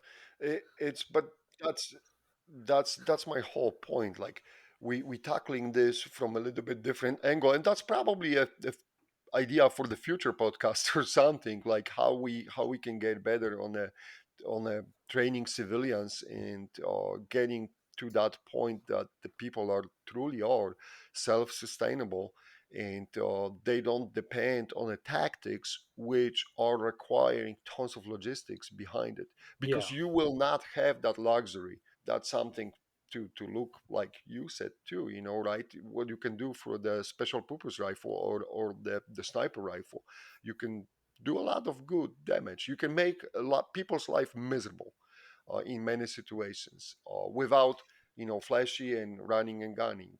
That's like two different.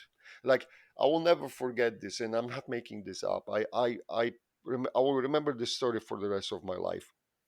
I had an email that was before pandemic, and from Fan, and he was asking, hey, I got two kids, and how I can carry, tell me how what rucksack I gotta buy to carry 1,000 rounds of ammo with me, and when we'll be moving out, if the shed will hit the fan from the city.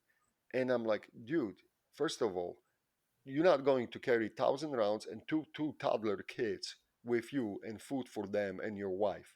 That's not going to happen. Like, you have to get your priorities straight first. So you either talking mobility and movement and maneuvering, or you carrying a loads. But the kids, first of all, think about the kids. You cannot walk with, they're not going to walk with you for miles to get away from the city. So you need some plan. But this just shows you how people think, right? The ammo, guns, and I have to have the tons 10 guns and thousands of rounds ammo. Like, that's all cool, but how you going, what's your plan? I guess, what is your plan a 1 minute after when the shit hits the fan? So that's something what I wish we all do better job trying to connect with the people and work out on those plans. Yeah, it's the amount of dudes I know with, plate carriers, multiple carbine setups, everything, good to go. They got their fancy rucksack and, 5,000 rounds of ammunition, but they don't have a way to purify water. It's a lot of them. Yeah, Yeah, it doesn't mean that the kinetic tactical stuff is less important. You just got Yes, to sit 100%. down. It's not a dichotomy. You should do both. You should be able to do just about anything. I mean, Yeah. that's the beauty of it. Yeah. absolutely. I'm not, don't understand me wrong. I'm not saying that the like you said, tactical kinetic stuff is bad. I just think that people should prioritize how, Yeah. what is the most important, and develop the plan. Okay, I'm getting better at A, B, C, and D, and focus on this. But don't think that you're going to run and gun, kick doors, and you will be the badass, like I don't know, from some movie, the guy. Especially because, remember, if you think you will do this to someone else, I can guarantee, almost guarantee you, put the $100 bill on the table that there is a person who's thinking the same thing, what they're going to do this to you. So, like, if you have those groups just going at each other, at the end of the day, I just want to sit down, sit in the bushes, observe them killing each other, and I will go and collect all the gear, go back. Yes. No, I'm inclined to agree with you. It's not like I'm not against the plate carriers. I'm not against the cool Of gear. I course. got it. Yeah. Everyone should have it, but like, we all have to pause for a moment, sit down, and have that contingency, and be realistic with yourself, especially if you are stuck in the middle of the city. Be realistic, how much, and be honest with yourself too, how much weight you can carry, because I can almost guarantee you, because I have seen this over and over again, uh, the traffic will jam the streets up. You will be unable to move by the car when you live in the big city. All you need is the little bit sprinkle of snow, and the people freak out, lose their minds. Nobody can Yeah. drive anymore. So now imagine that there is some real, catastrophe or danger or whatever. Civilization collapses, right? I don't know. You guys remember what happened during the Katrina? Katrina was a great example. It took less than 12 hours for the cops to go to the Walmart and start looting the Walmart. Cops were looting the Walmart. Like, Yeah. this is like, the moment you cannot call 911 and nobody's coming, this is the real shit. Yeah. And the old guard dogs and everything, guardrails are falling down. So you gotta be honest with yourself, what you can do, what you can achieve. And if you suck and moving with the weight on your back, probably start working on it. I'm not telling anyone to be a marathon runner. I am not the marathon runner, but like, be fit, be hold that weight, or find a way. I don't know, have like a bicycle. I don't know, something. Develop the plan, especially if you Yeah. live in the cities. Yeah. A bicycle's a pretty good idea, actually. So with Yeah. those thoughts on training, I do have to ask a biased question. I'm unapologetic about it. No, do it, What, do it. what are your thoughts on seeing civilians training various sniper skills, whether that's long range shooting, reconnaissance, stalking, camouflage techniques, etc.? What are your thoughts on that? Do you have any advice for people doing that? Any input? I absolutely love the idea. I think that the civilians should be well versed, if not in the sniping skills, at least in the designated marksman skills. I want to see, I want to go back to the 20s and 30s when the shooting sports were really about the accuracy, precision, and that's what I want to see from the people. Absolutely, I support this. I will help. I got the neighbors locally here, and I brought them out of the bushes, and I help them, and I do every time before the hunting season. I help the local kids. We got the big Amish community. I help the Amish set up their scopes and things like this. I teach them basics for the marksman, from the marksmanship, and I think it is absolutely necessary for everyone. And I want to see more guys from our community helping, especially kids and the women. Get the kids and the women. If you will convert soccer mamas to the shooting mamas, nobody will be talking about the gun control ever. Okay, that's the at the end of the day. But like, get the kids too. I work with my daughter, friends, whatever we can, and I try to teach them as much as I can. And I absolutely enjoy when the kids go and shoot in the competitions. It could be a small bore rifles. I don't care. Get them started going. I absolutely think that the civilians should have that, spend more time training on that. And this is the long range shooting. It is the hardest one to hone in my eyes, skills, because as I said, for all the tactical drills, you can put the freaking monkey on the line, and at the end of the day, you will improve the motor skills, and because it's a motor skills connection and everything, and there will be pretty, fast. Okay, but to for the people to start understanding what the wind does, what the bullet drop compensation is, and things like this, for some strange reason, it chokes them down, and they are like, oh my god, this is impossible. So definitely, I support the idea 100%. Me too. Well, obviously, it's why we're all here. You really got to give moms those action that they demand, right? Yes.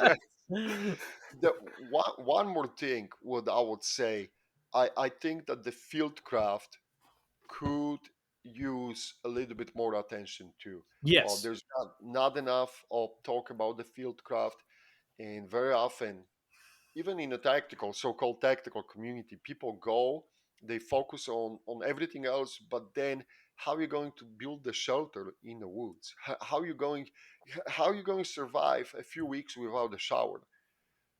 Right? Like the people, the basic hygiene in the field, the moment you turn off the shower, the moment you turn off the running water access, what's then? How are you going to wipe your ass? Like, really, I mean, basic stuff. Well, I, let I think, alone if someone's hunting you. I mean, yeah, Oh, that's what that's conflict is. Conflict's just like mass hunting of one group of people versus other groups of people. Um, yeah, like, I, I think the biggest struggle for the people will be to turn off the cell phones. yeah. How are we going to survive without the cell phone?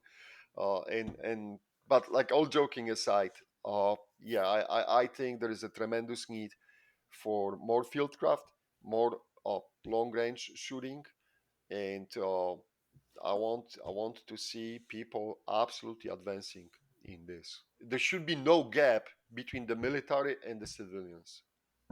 Yeah, I absolutely agree.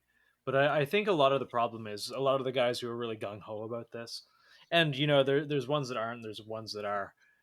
They don't like doing the things that aren't sexy, and I think like going and spending, a week in the woods and building a shelter out of tarpaulins and branches. It's not sexy, and I wish You know how like a little while ago Mark 18s and CQB and Hmm. little rifles became sexy, and then a little while later it was recce rifles, a 16-inch with LPVO, and then it was like, oh well, everyone needs nods. It's like I want that to happen, but for fieldcraft and long range and stuff like that. I think it is so important.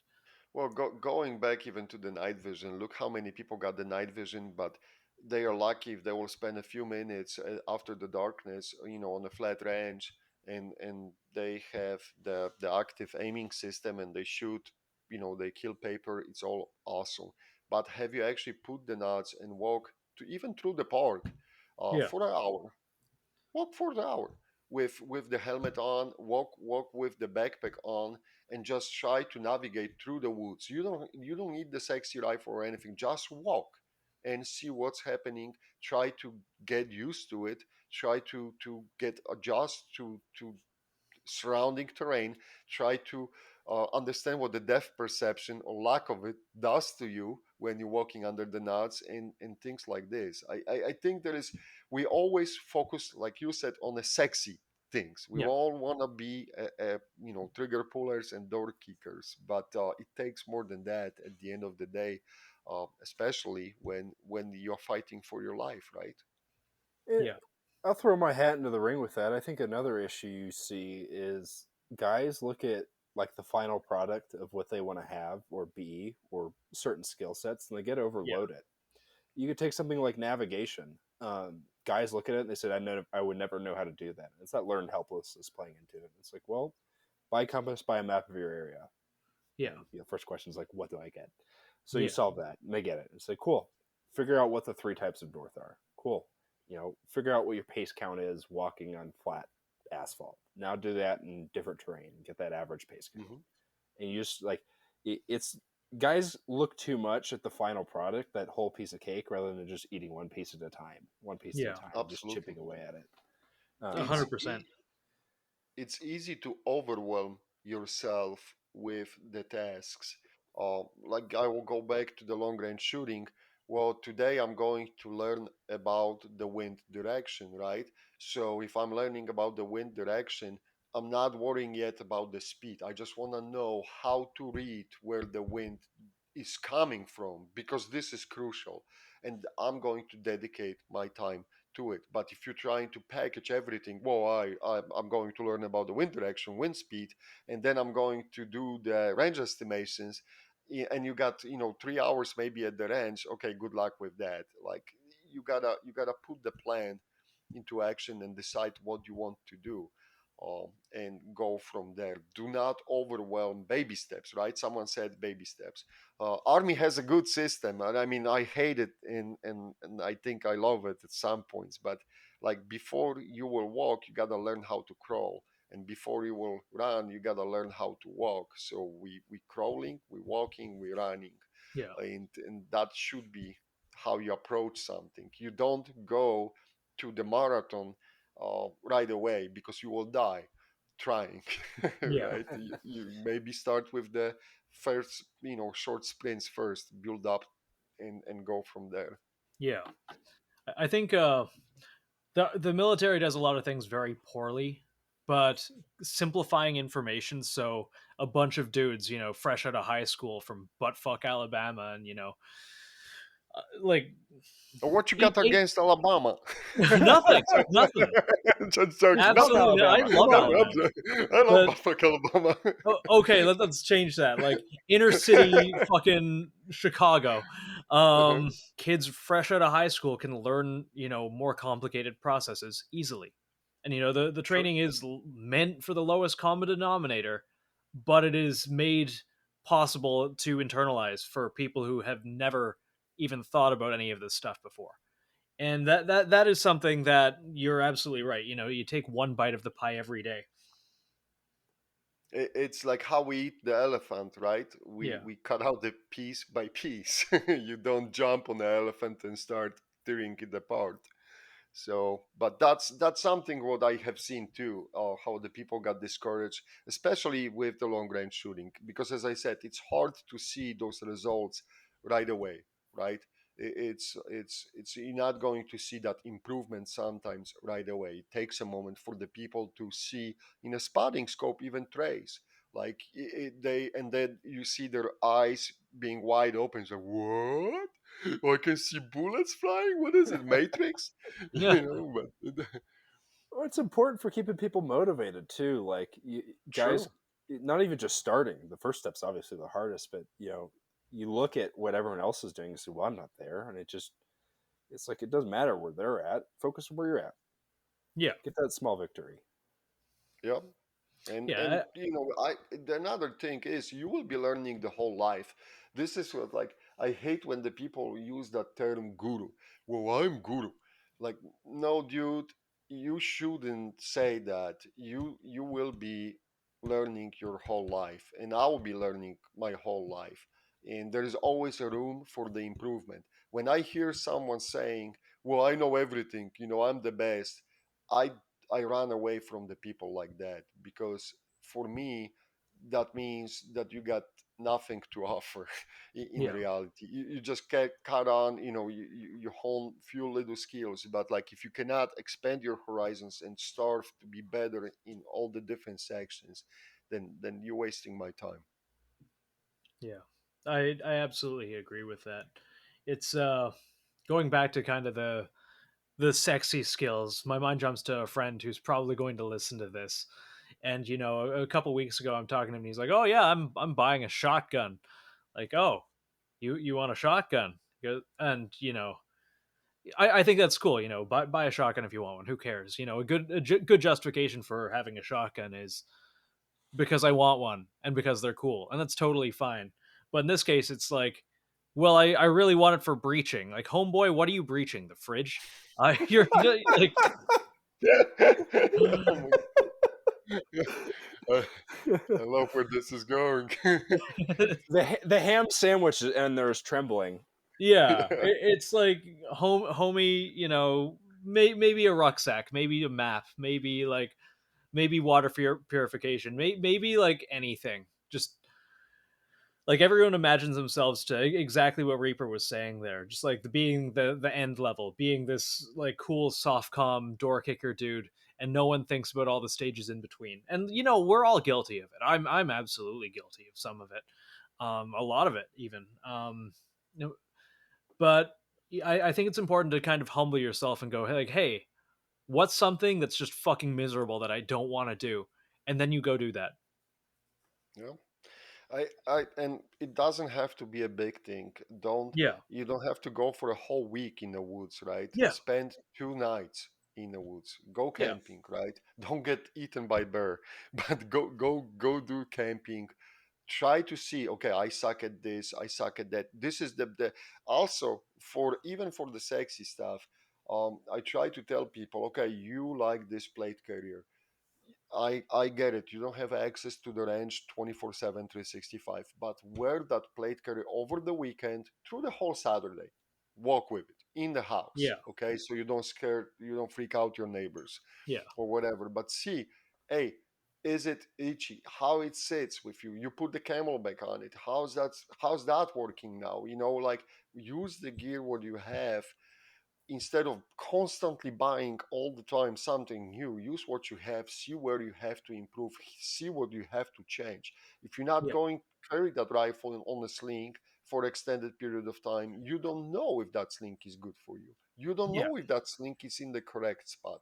And if you will put yourself to the position that you have to learn that when the shit hits the fan, boy, you will be already behind the ball. Just simple things. I absolutely agree with that.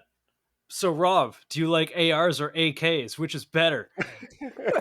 I like Scar. Cancel him right now. Cancelled.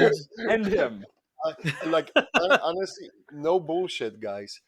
I love and respect every firearm made, Yeah, and I think it is my goal to be proficient with all of them. And it is crazy because you switch from one rifle to another or pistol to another, and it's like, my God, you're just trying to figure it out, basic functions, how to take it apart or everything, and they all differ. Yeah. to some degree, but they all differ. But it is being proficient with something, and that's another skill you can keep driving, because you never know what you will be forced to use. That's like I tell myself too. Okay, limiting yourself to AR, limiting yourself to AK is cool, but you never know. Maybe you will have to use that shotgun too. Learn how to use the freaking shotgun. As the wise Clint Smith said, "Who said you were using your fucking gun?" I love Clint Smith. He's like my favorite elderly crotchety old man. I hope he No, doesn't it's hear that and then I don't know, cancel me. yeah. Then he will. So I'll be hated by Larry Vickers. You will be hated by him. So I'll be hated by Clint Smith. we're doing great. Oh my He's god. check under your bed tonight. He might be there. He's going to be there with a shotgun. So, Rob, if I'm looking to get a duty grade AK, something that I could buy, defend my life with, defend my Mhm. community, what should I be looking for? Are there certain brands or qualities I'm looking for? Because a lot of guys might not be super familiar with the platform. Sure. What I will do, uh, as of today, because you gotta look at the bigger picture always. I would start with the caliber selection. What caliber I can get, what ammo in what caliber I can get, and what I can use. And why I'm saying this, because I love AK-74s, which are running on a 545 by 39. But if you will start this today, you're talking about the 75 cents per round per shot on AK-74. So that's unsustainable, and it is very rare, round, hard to find. So that's not a good choice. So caliber should be the first driving factor which way you're going to go.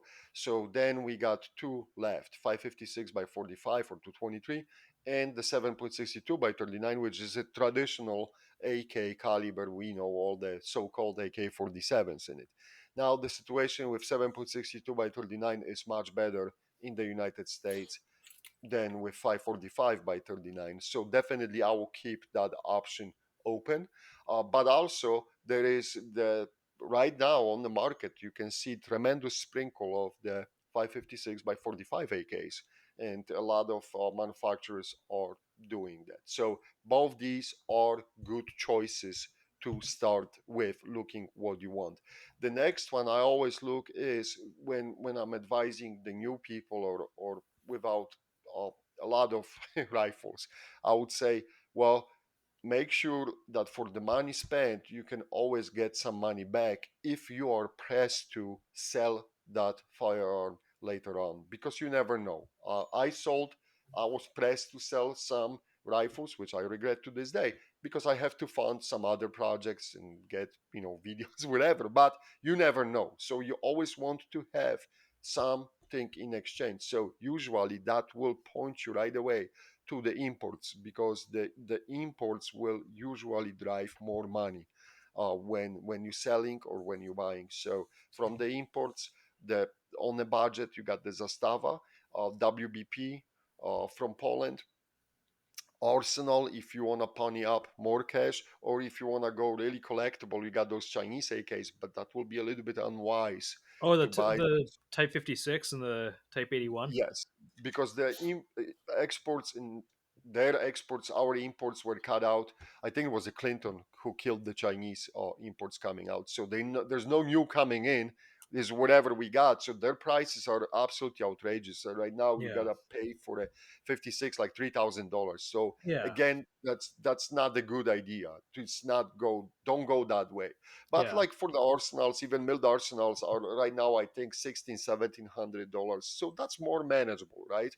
And as I said, Zastava, a good choice. WBP is a good choice. But I would definitely look into the import first, also from the basically of the laws in the country, because we talk about it, imports could be gone with the stroke of the pen by the president overnight, and that happened actually. So we know that that can happen, but it takes longer for the law, our beloved lawmakers, to ban actually something through the Congress, because they will have to push the assault weapons ban through the Congress, or even in your local politics like Washington State, it has to go through the legislature. Yes, they accomplished that. They pushed in Washington State, but it will get challenged into the court. Blah blah.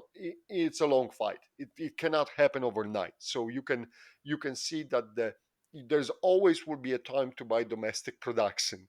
So I'll prioritize the import AKs first.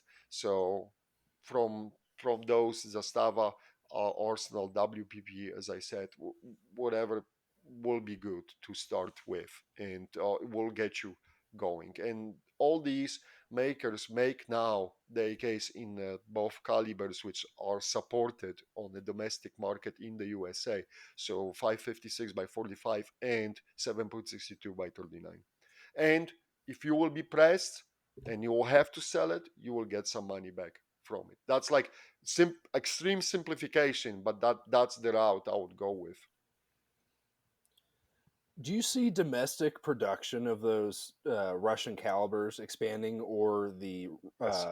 AK I platforms I themselves? think I think we are safe with 7.62 by 39. I think there is enough demand right now in the United States, and you see the people stepping up to the plate.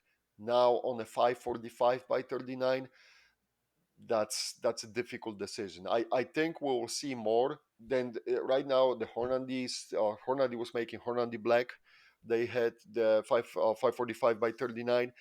There are rumors that the acquired by PSA, that ammo company, they will start making the 545 by 39. I haven't seen anything yet, but I do not expect that ammo to be as cheap as the 7.62 by 39, or even 556 by 45, because both these are right now trending at the same, like 32-35 cents per round cost, the basic 556 by 45. So but I think even if you will see 545 by 39 being produced in the USA, I mean Hornady is completely right now over $1 per shot. That's unsustainable.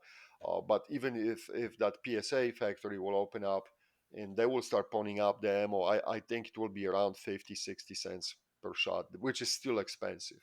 Like that's the reality, man. Like if You you Americans and your ammo prices. I'm just thinking of like our cheapest 556, and it's like 90. 90 cents. Yeah. That Oh hurts. man. It's I Wow. think it's because we're about a year behind you guys price wise. I think Mm, the ammo import contracts are done in advance. So during COVID, we enjoyed cheap ammo for most of it, and now we're paying the price. sure. Yeah, Hopefully the prices will go down, because 90 cents per round on a regular rifle, oh my god, I will cringe. yeah, I, no, I it's mean awful. That's that's precision ammo prices. Yep, that's and precision ammo even 9 prices, mils like yeah. 50, 60 cents.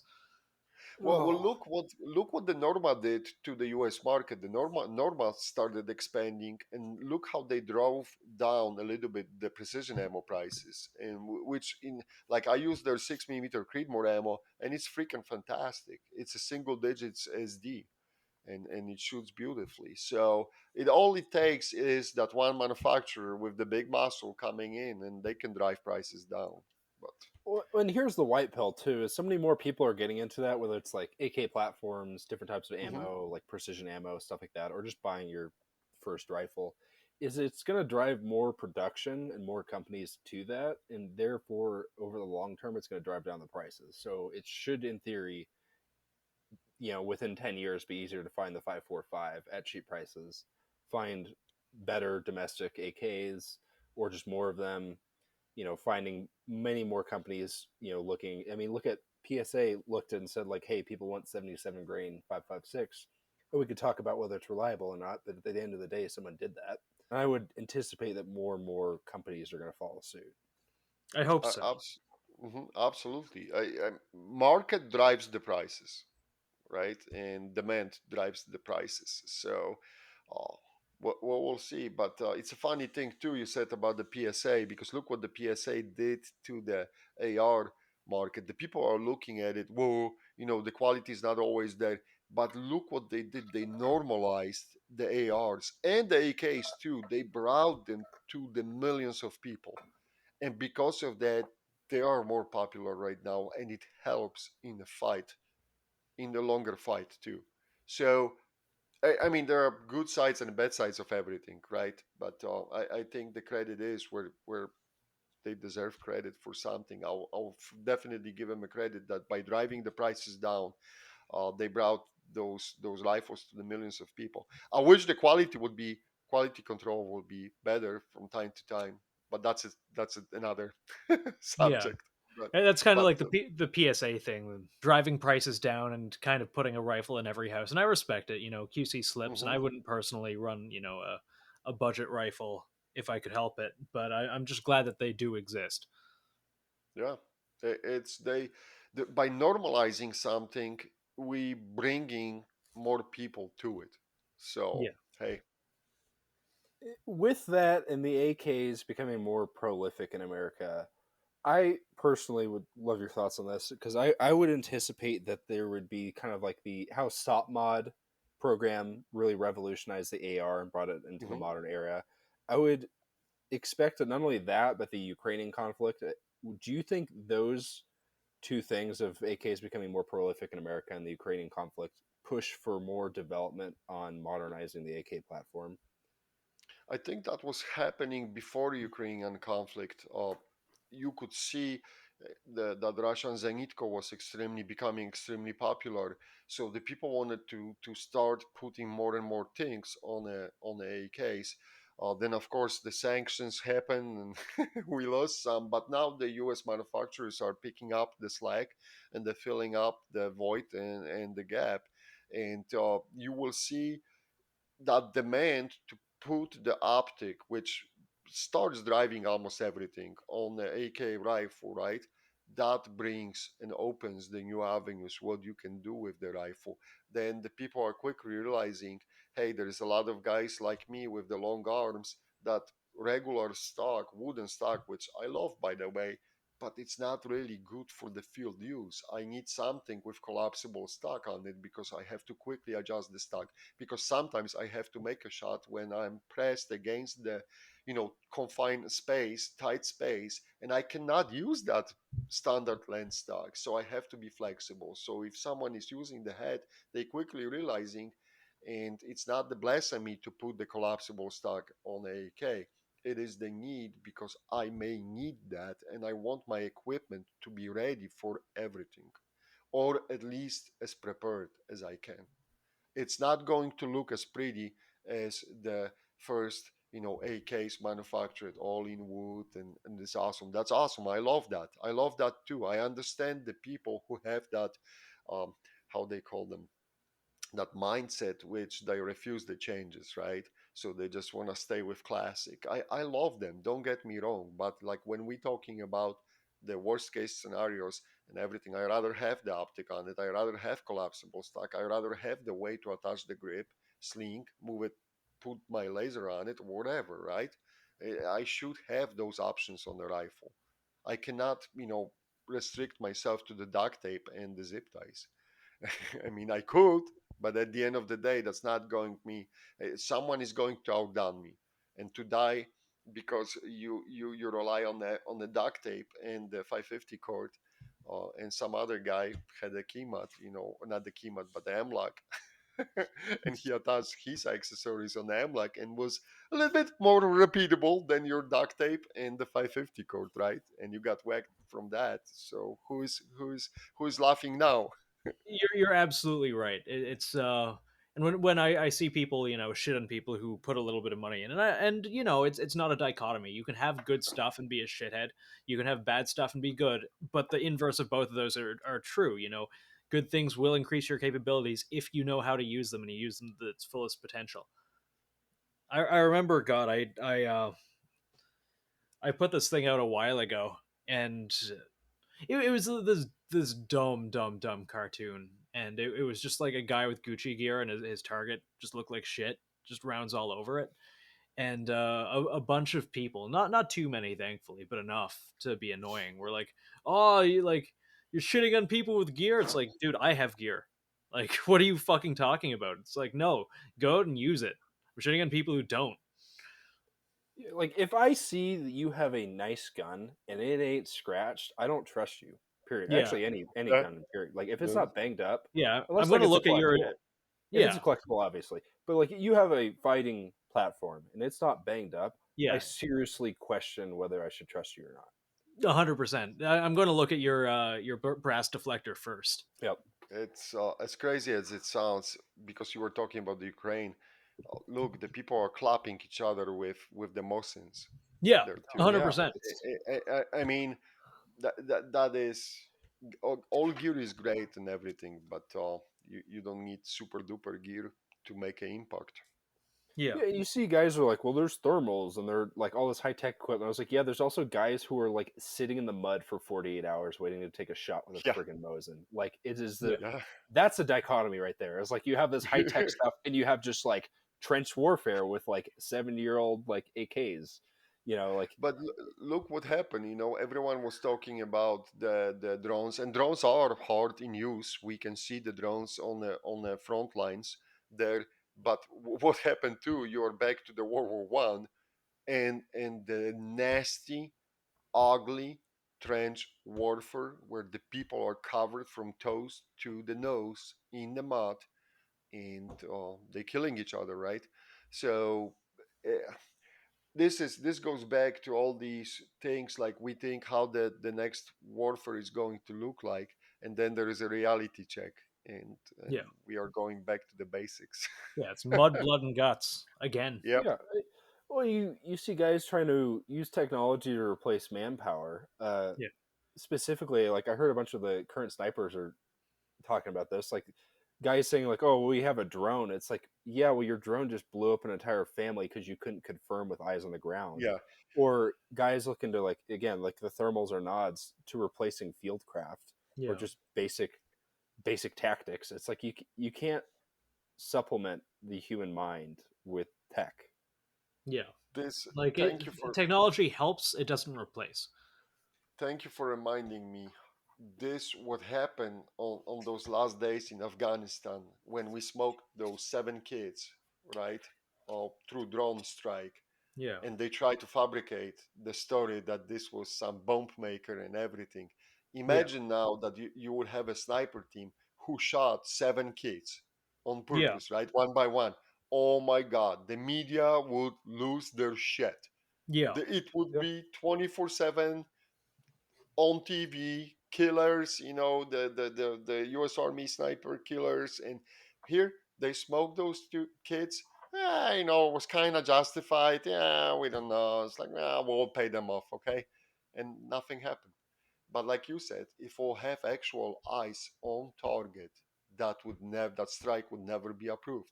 Never ever. And it should never happen. So it Yeah, is what well, it is. you can even look at armor too. Armor, like armored Mhm. equipment. Sorry, not just like body armor, like actual armor, like tanks and all that. And you'll get this high tech stuff, and then a bunch of you'll have a platoon saturate attack it with a bunch of RPGs, and it's like it doesn't matter. Like Yeah. it's Yeah. still gonna blow up. You just can't. I mean, look at tank warfare. Russia went in, and it was everyone knew you don't send tanks in without infantry. Like that's the thing you don't ever do, ever. Yeah. And they did the thing, and it backfired. And like everyone was like, "Well, tanks don't work." It's like, no, you did the one thing you couldn't do with a Yeah. tank, And, right? and the tank killer teams are much easier to maneuver too because of the advancement of Mhm. on the anti-armor, how much more portable it is, and a little bit more sophisticated. And you can train someone really quickly how to use those rocket launchers and everything, right? So uh, it changed a little bit, but you still need the screen. You need that infantry. You need that infantry screen coming with the tanks. But the tanks still will be there. I strongly believe the tanks will be there on the battlefield. They're not going anywhere. It's hard to envision this. The Ukraine is a very interesting conflict. I think we should just do the only episode about the Ukraine, what we're seeing from Ukraine, because that is absolutely jaw dropping. Some things didn't go as I thought they will. I thought that the electronic warfare is big piece, but I thought it will be bigger, even bigger piece. Mhm. I honestly thought that it will be the people walk in the zones and everyone is jamming everyone, and that's not the case. Like I honestly thought you will walk in and everyone will be completely disconnected from each other. And now you see the fucking people flying drones and dropping the homemade DJI fucking drones. That's just insane. It's Okay, but it's just but innovation. yeah, Guys, you can't teach that. Like that's just creativity. Like it's just out of yeah. necessity. I think for every, and we should know this better. For every measure, there is a countermeasure, and we develop rhinos or whatever in front of the Humvees, and the insurgents were coming up with some basic shit which was blowing the millions of equipment to to pieces, They're literally and it's, using rugs to hide from the most yeah. advanced equipment ever. You So just Yeah, like that no throw it worries. under them, and it's like, what? that that's God, I that's want what to I'm bring a trying to Taliban say. guy on here so bad. I'm telling you, Taliban guy is like if you get the hardcore guy, like how did you like? And you have to remember, like in Afghanistan, my God, they're doing this for decades, centuries. That country was always at war with someone else, and yet they defy the logic, and they defy the odds, and they just survive. And it's the Afghanistan is called the graveyard of the empires for the reason, right? And everyone is look at the Taliban. I mean, it's cringe. It's cringe to watch the Taliban guys now posing. Someone posted the pictures lately, and they look like from the catalog from photo app for BNT, and the dangle the fence with Yeah, all that. Like what they the have the hell? drip But now. yeah, Some of them got like so Nikes on, and they look like they just like stepped out of a Blackhawk catalog. yeah, no, it just surreal. I really hope that we can find someone. If you're listening to this and you big stretch, know someone who hid from the Americans for 20 years in a cave, or even just like a Terp or just anyone involved in that conflict who is from Afghanistan. We'd love to have him on at some point because I think that would make for a fascinating episode. It would be a jaw dropping, like really, like to have a guy from like mountains and everything, and it's like talk to like how the hell, and that would be jaw dropping. Like this is the kind of like I wanna talk even to the Viet Cong guys, former Viet Cong Oh guys, yeah, like this how you guys pull this off, how that work out, because it's still we only seeing everything from our side, yeah. and that's that's never good. No, absolutely not. And every side lies. Our side definitely lies.